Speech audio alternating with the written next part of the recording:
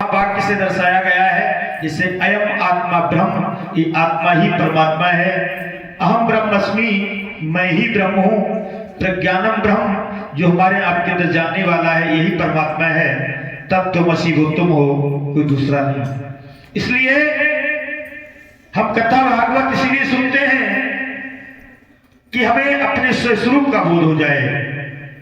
हम अपने स्वस्वरूप का बोध नहीं करते हैं, शरीर इंद्रियों के गुणों को अपने निज रूप पर लाद करके उनसे जीवन जीते हैं।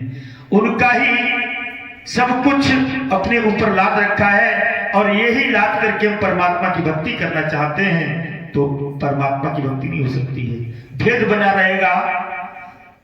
मिलेंगे मिलेंगे परमात्मा, मिलेंगे मिलेंगे, एक कैसी बात रहेगी जैसे रेगिस्तान की रेत में एक हिरण भाग रहा है और खड़े होकर के देखता है तो रेत ही उसको पानी नजर आता है।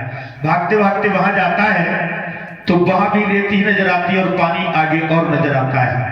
इसलिए अगर अपने मानव जीवन के लक्ष्य को प्राप्त करना है तो शरीर इंद्रियों के गुण धर्म को आत्मा के गुण धर्म समझना बंद कर दो, तभी काम बनेगा। आत्मा निर्गुण है, निर्लेप है, निरंजन है, निर्विकारी है, चेतन है, तूने जाना नहीं।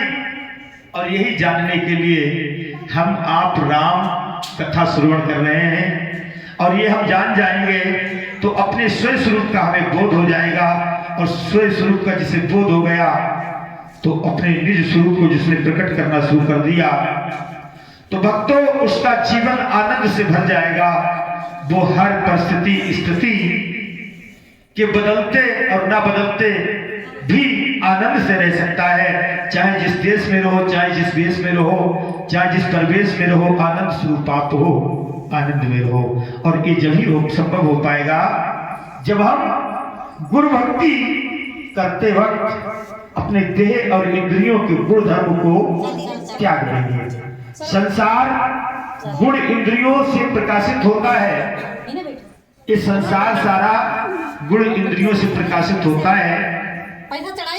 तो संसार में हमें गुण धर्मों को बरतना है। यहाँ गुणों में बरत रहे हैं।